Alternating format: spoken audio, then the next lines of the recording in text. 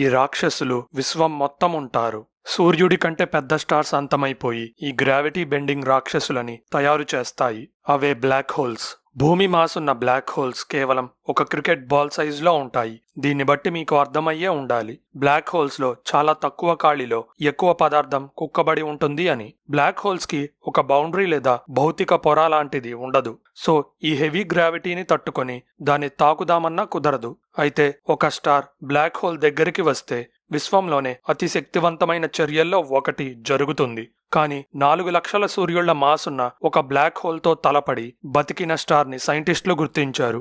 ఇది భూమికి 250 మిలియన్ కాంతి సంవత్సరాల దూరంలో ఉన్న GSN 069 అనే గ్యాలక్సీలో గుర్తించారు. ప్రతి 9 గంటలకు ఒకసారి పుడుతున్న ఎక్స్రే పేలుళ్లని శక్తివంతమైన పరికరాల సహాయంతో ఆస్ట్రానమర్స్ గుర్తించారు.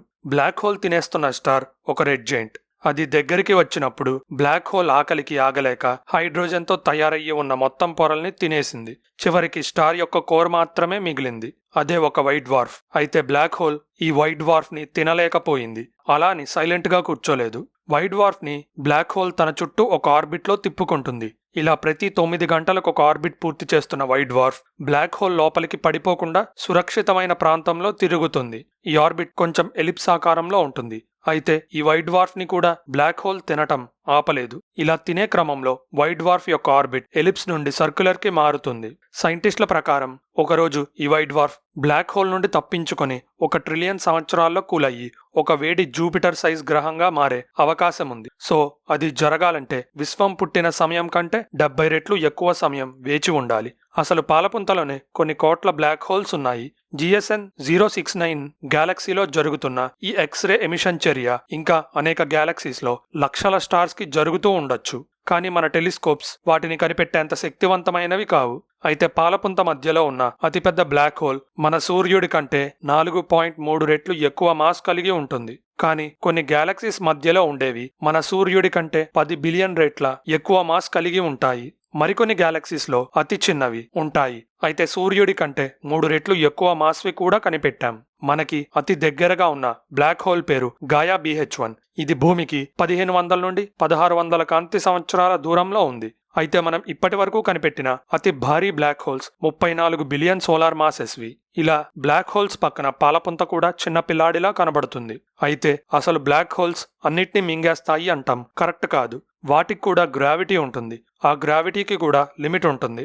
ఆ గ్రావిటీ ఇన్ఫ్లుయెన్స్ బయట ఉన్న వస్తువులు మామూలుగానే ఉంటాయి. మన సూర్యుడిని అదే మాసున్న బ్లాక్ హోల్తో మార్చితే ఆశ్చర్యకరంగా ఏ పెద్ద మార్పు జరగదు. ఎందుకంటే అదే మాస్కి సూర్యుడంత గ్రావిటీయే ఉంటుంది. భూమి ఇతర గ్రహాలు తమ తమ ఆర్బిట్స్ లో యథావిధిగా తిరుగుతూనే ఉంటాయి. కానీ తేడా ఒకటే, కాంతి వేడి పూర్తిగా మాయమవుతాయి. సూర్యుని కాంతి లేకపోతే భూమి కొన్ని వారాల్లోనే మంచు గ్రహంగా మారుతుంది. సముద్రాలు గడ్డగట్టిపోతాయి. ఆకాశంలో పెద్ద చీకటి గుండా మాత్రమే కనిపిస్తుంది. దాని చుట్టూ సన్నటి గ్రావిటేషనల్ లెన్సింగ్ కాంతి ఉంటుంది. షార్ట్గా చెప్పాలంటే మెకానిక్స్ ఒకేలా ఉంటాయి, కానీ జీవం అంతమైపోతుంది. సిద్ధాంతపరంగా చెప్పాలంటే ఏ వస్తువైనా బ్లాక్ హోల్ అవ్వచ్చు. తేడా అంతా దాని డెన్సిటీలోనే ఉంటుంది. సూర్యుడి లాంటి స్టార్ బ్లాక్ హోల్ అవ్వాలంటే అది తనకన్నా 20 లేదా 30 రెట్లు ఎక్కువ మాస్ ఉన్న సూపర్ మ్యాసివ్ స్టార్ అయి ఉండాలి. అలాంటప్పుడు దాని కోర్ కొలాప్స్ అవుతూ గ్రావిటీకి తట్టుకోలేకపోతుంది. అప్పుడు బ్లాక్ హోల్ జన్మిస్తుంది. కానీ మన సూర్యుడు అలాంటి భారీ మాస్ కలవాడు కాదు. కాబట్టి తను ఎప్పటికీ బ్లాక్ హోల్ కాడు. ఆ స్థాయికి చేరకముందే వైట్ డ్వార్ఫ్ గా మారిపోతాడు. ఇంకో విషయం, బ్లాక్ హోల్ అన్నది గ్యాలక్సీ మొత్తాన్ని మింగలేదు. మిల్కీవేలో ఉన్న 400 బిలియన్ స్టార్స్ లో 0.1% మాత్రమే బ్లాక్ హోల్స్ గా ముగుస్తాయి. మధ్యలో ఉన్న సూపర్ మ్యాసివ్ బ్లాక్ హోల్ కి కూడా పరిమితి ఉంది. అది దగ్గరలో ఉన్న నక్షత్రాలు మాత్రమే తినగలదు. మనకు అనిపించొచ్చు గ్యాలక్సీ మధ్యలో ఉన్న supermassive black hole gravity వల్లే అన్ని గ్యాలక్సీలోని అన్ని స్టార్స్ చెదిరిపోకుండా ఉన్నాయి అని. కానీ అది నిజం కాదు. బ్లాక్ హోల్ ప్రభావం మధ్య భాగానికే పరిమితమవుతుంది. గ్యాలక్సీ మొత్తాన్ని స్థిరంగా ఉంచేది డార్క్ మ్యాటర్ అనే కనిపించని పదార్థం. ఇది కాంతిని విడుదల చేయదు, కానీ దాని గ్రావిటీ మాత్రం చాలా శక్తివంతంగా ఉంటుంది. ఈ డార్క్ మ్యాటర్ మొత్తం గ్యాలక్సీ చుట్టూ ఒక హేలోలా విస్తరించి ఉంటుంది. అదే స్టార్స్ బయటికి ఎగిరిపోకుండా స్పైరల్ ఆర్మ్స్ లో సవ్యంగా తిరిగేలా చేస్తుంది. అంటే గ్యాలక్సీ ఆకారం నిలబెట్టేది మధ్యలోని బ్లాక్ హోల్ కాదు, కనిపించని డార్క్ మ్యాటర్ యొక్క గ్రావిటేషనల్ శక్తి. అయితే పాలపుంత మధ్యలోని సూపర్ మ్యాసివ్ బ్లాక్ హోల్ ఇంకా పెరగడం కష్టం.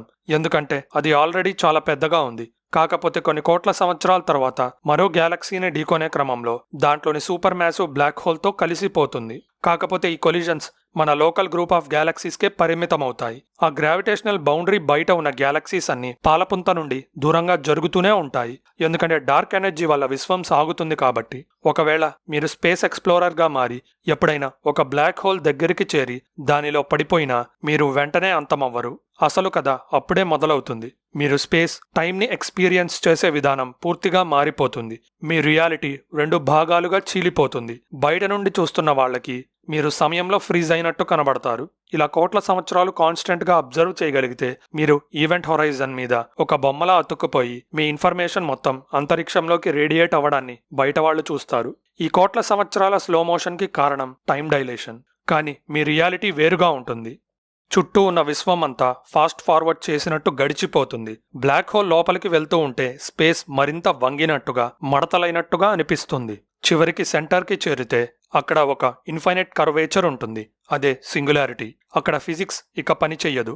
స్పేస్ టైం అన్న భావనలు అక్కడ ఉండవు. కానీ మీరు పడే బ్లాక్ హోల్ చాలా పెద్దదైతే, ఉదాహరణకి సూర్యుడి కంటే లక్షల రెట్లు మ్యాసివ్గా ఉంటే ఆ లోపల మీకు గ్రావిటీ ఉన్నట్టు కూడా అనిపించదు. మీరు అంతులేని ఫాల్లో ఉంటారు. మౌనంగా అంతరిక్షం కంటే గాఢమైన చీకటిలో కరిగిపోతూ ఇక ఎప్పటికీ పడిపోతూనే ఉంటారు. ఇక బ్లాక్ హోల్లోకి ఒకసారి ప్రవేశించిన తర్వాత తిరిగి బయటకు రావడం అసాధ్యం. చివరికి సింగులారిటీ అనే కేంద్ర బిందువుకు చేరే వరకు మీరు అంతులేని ఖాళీలో ఎప్పటికీ పడిపోతూ ఉంటారు. అక్కడ స్పేస్ మరియు టైం పాత్రలు మారిపోతాయి. భూమిపై టైం మనల్ని ముందుకు నడిపించే శక్తి అయితే, బ్లాక్ హోల్లో అది మిమ్మల్ని ఆపేస్తుంది. చిన్న బ్లాక్ హోల్స్లో గ్రావిటీ మీ కాళ్ల వద్ద ఎక్కువగా, తల వద్ద తక్కువగా ఉంటుంది. ఎందుకంటే లోపలికి పడిపోయేటప్పుడు మీ కాళ్ళు సింగులారిటీకి దగ్గరగా ఉంటాయి. దాంతో మీ శరీరం లాగబడుతుంది. శాస్త్రవేత్తలు దీన్ని స్పెగటిఫికేషన్ అంటారు. అంటే మీరు నిలువుగా, పొడవుగా, అడ్డంగా, ఒత్తుగా మారిపోతారు. పాస్తాలా. అందుకే ఒక జోక్ ఉంది. Once you go past the event horizon you get spaghettified. అంటే బ్లాక్ హోల్లోకి వన్స్ యూ పాస్ట్ అంటే వెళ్తే స్పెగటీ అవ్వాల్సిందే, అంటే సాగిపోవాల్సిందే. ఒక ఆసక్తికరమైన సిద్ధాంతం ఉంది. గ్రావిటీ అనేది మనం ఊహించినట్టుగా ఫోర్స్ కాదు. అది మైక్రోస్కోపిక్ బ్లాక్ హోల్స్ వల్ల వచ్చే ప్రభావమేమో అని. అంటే అణువుల కంటే కూడా చిన్న చిన్న బ్లాక్ హోల్స్ విశ్వం అంతా నిండిపోయి ఉంటాయంట. ఇవి క్వాంటమ్ స్థాయిలో స్పేస్ టైంని వంచి మనం గ్రావిటీ అనుకునే ప్రభావాన్ని సృష్టిస్తాయంట. ఈ క్వాంటమ్ బ్లాక్ హోల్స్ అంత చిన్నగా ఉంటాయి కాబట్టి మన పరికరాలు వాటిని గుర్తించలేవు. కొంతమంది శాస్త్రవేత్తల ప్రకారం ఇలాంటి టైనీ బ్లాక్ హోల్స్ మన సోలార్ సిస్టమ్ నుండి తరచుగా వెళ్తాయంట.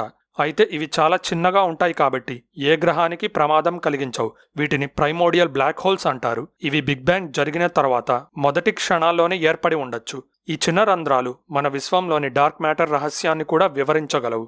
అదే మనం చూడలేని ప్రతిదాన్ని లాగుతున్న అదృశ్య శక్తి. ఇలాంటి ఇంట్రెస్టింగ్ స్పేస్ వీడియోస్ చూడాలంటే మన ఛానల్ సబ్స్క్రైబ్ బటన్ నొక్కి బెల్ ఐకాన్ క్లిక్ చేయండి. ఈ ఇన్ఫర్మేషన్ అందరికీ రీచ్ అవ్వాలంటే వీడియో లైక్ చేయటం మర్చిపోకండి.